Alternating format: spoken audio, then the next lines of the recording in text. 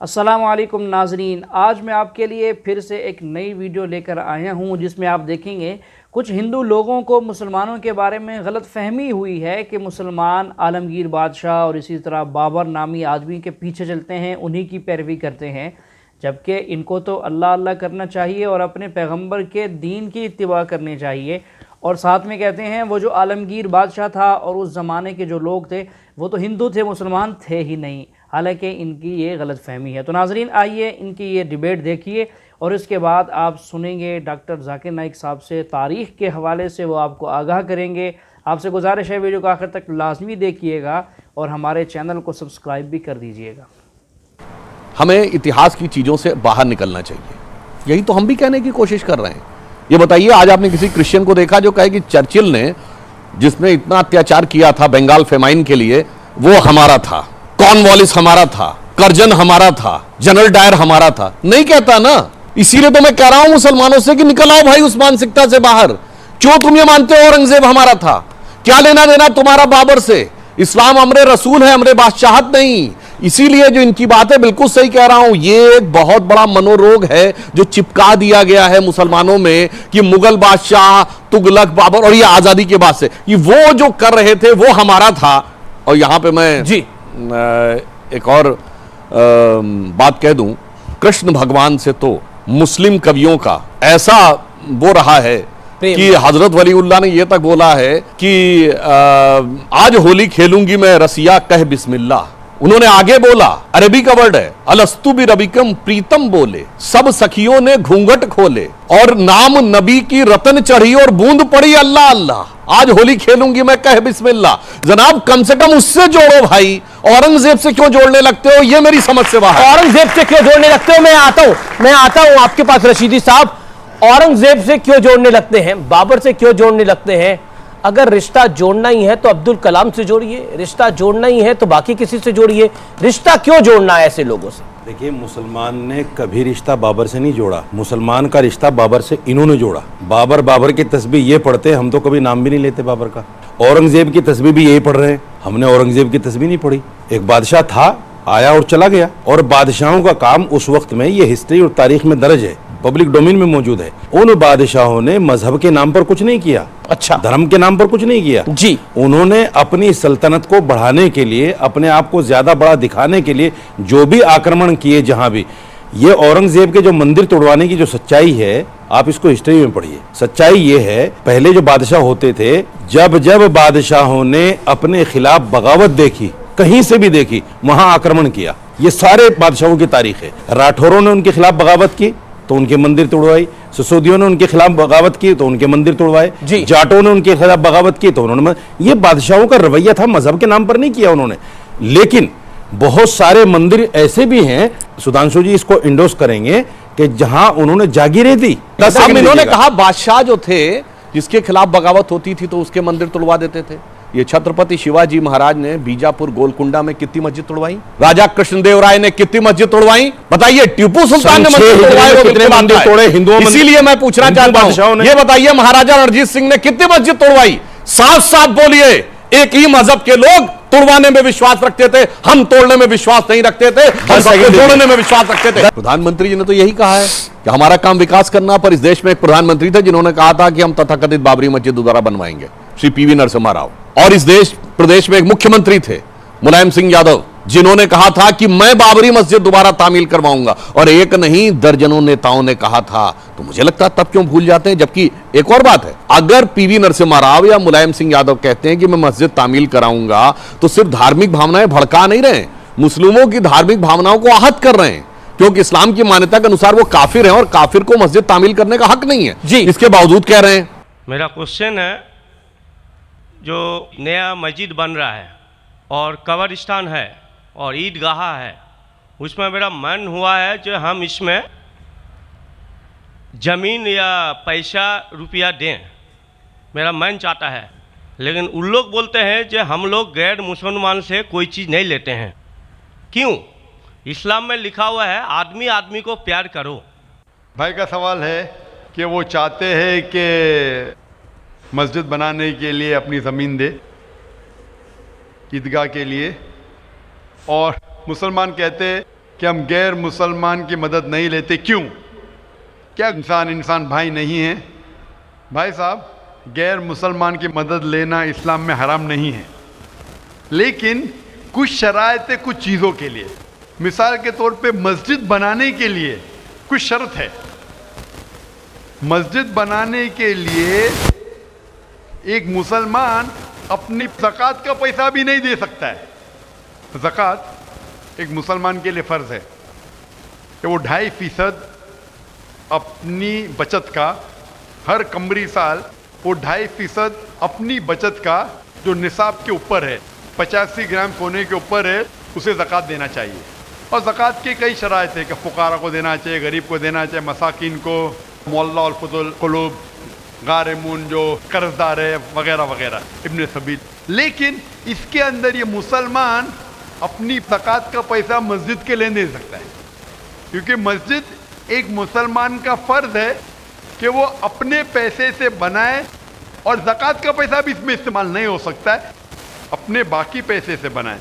ज़कात का पैसा की कैटेगरी लिखी गई है सूरह तौबा में, सूरा नंबर 9 आयत नंबर 60 में, कि ये 8 कैटेगरी को आप ज़कात का पैसा दे सकते हैं, मस्जिद बनाने के लिए नहीं, क्योंकि मस्जिद एक फ़र्ज़ है। मुसलमान खुद अपने पैसे से, ना कि ज़कात से, अपने बाकी पैसे से जो सदका हो या बाकी पैसे से, ना कि जो गरीबों के लिए जो पैसा महफूज है, जो 8 कैटेगरी है उसके लिए महफूज है, वो पैसे में से आप मस्जिद बनाने के लिए नहीं दे सकते।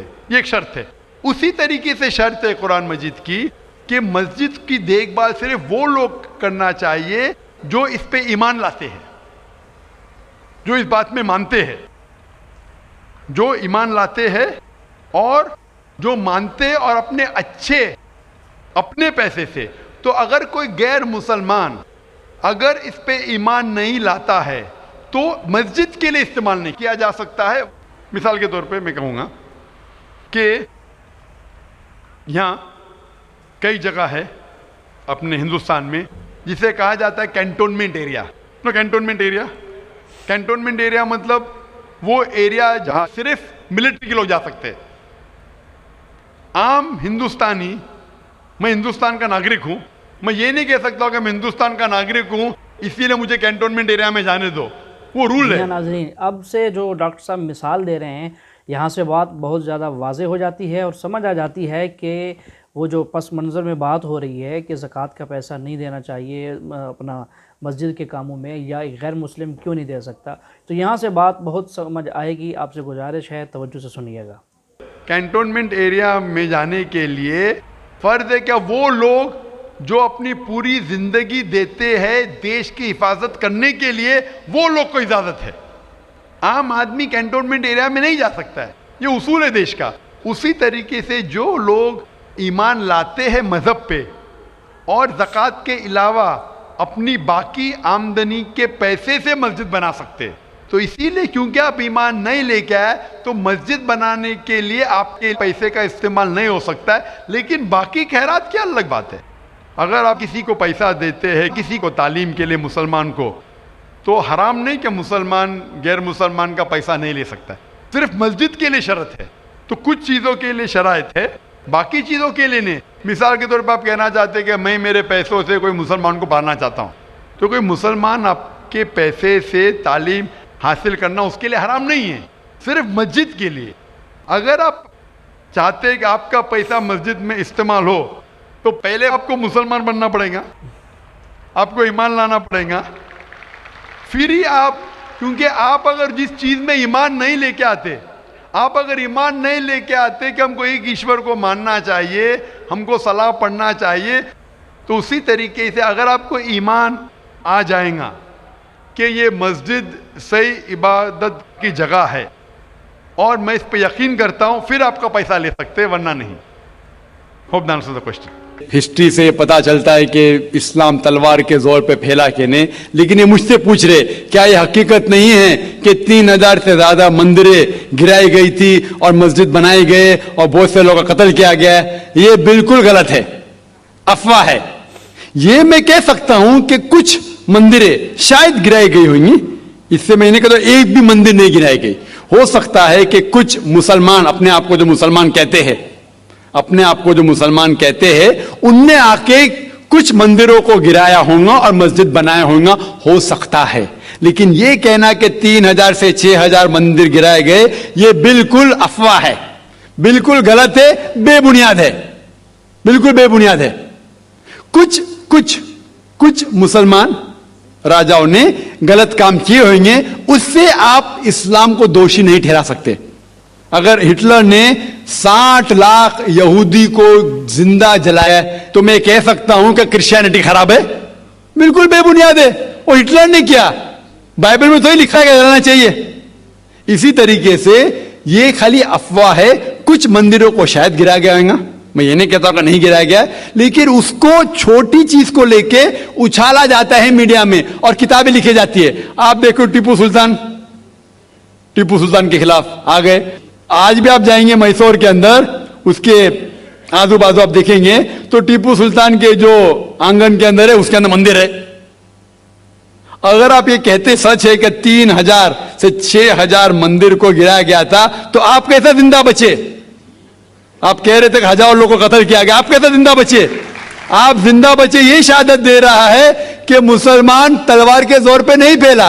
अगर ये सच होता था, आपने कहा हजारों लोग का कत्ल किया, कुछ लोग का शायद कत्ल किया। देखो, हर मजहब में there are black sheeps in every community. कुछ लोग हर मजहब में खराब निकलते हैं, वो मजहब की गलती नहीं, वो मजहब के मानने वाले की। क्रिश्चियन में आपको कुछ खराब लोग मिलेंगे, मुसलमान में मिलेंगे, हिंदू में मिलेंगे। अभी आप देखेंगे हिंदुस्तान के मुसलमान कुछ लोग ड्रग में डील करते, ड्रग में धंधा करते। ड्रग तो हराम है इस्लाम में, करते, तो उनको दोष देना चाहिए, इस्लाम को नहीं। इसी तरीके से आप जो कह रहे हजार क्या, ये बिल्कुल बेबुनियाद चीज है।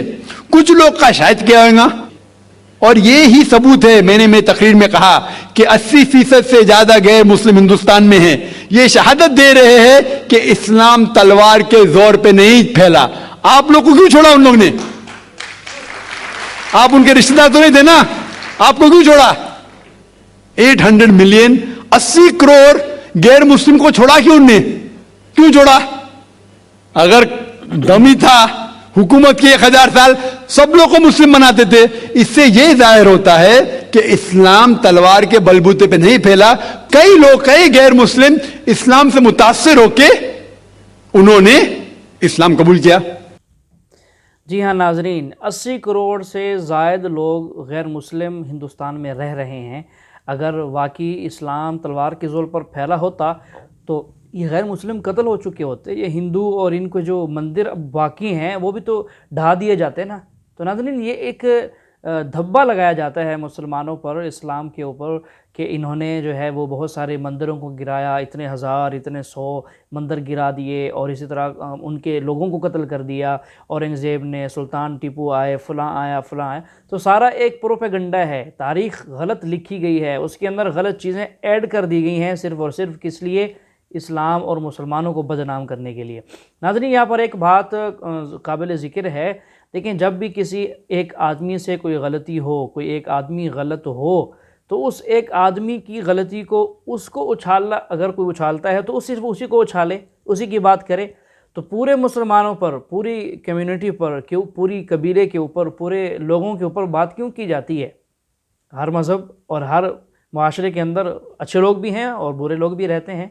तो अगर कुछ लोग अच्छे हैं बाकी बुरे हैं, तो अच्छे लोगों की वजह से सबको अच्छा तो कोई नहीं कहता। तो इसी तरह अगर कुछ बुरे हैं तो उस बुरे की वजह से सबको बुरा क्यों कहा जाता है? ये एक अलमिया है। उन चंद एक को, उन अफराद को बुरा कहा जाए, उनके किरदार को बुरा कहा जाए। तमाम मुसलमानों के ऊपर धब्बा लगा दिया कि ये जो है तलवार के ज़ोर पर इस्लाम को फैलाते हैं, हमारे कितने लोग कत्ल कर दिए। तो आपने डॉक्टर साहब की जो तारीख़ इन्होंने बताई है, आपने सुनी है, इससे भी काफ़ी समझ आ चुकी होगी आपको बात। और इसी तरह शुरू में जो डिबेट के अंदर एक मौलाना साहब बात कर रहे थे कि भी तारीख़ के अंदर ये बात बढ़ा दी गई है, गलत बयान की गई है, तो उससे उम्मीद करता हूँ आपको बात समझ आ चुकी होगी।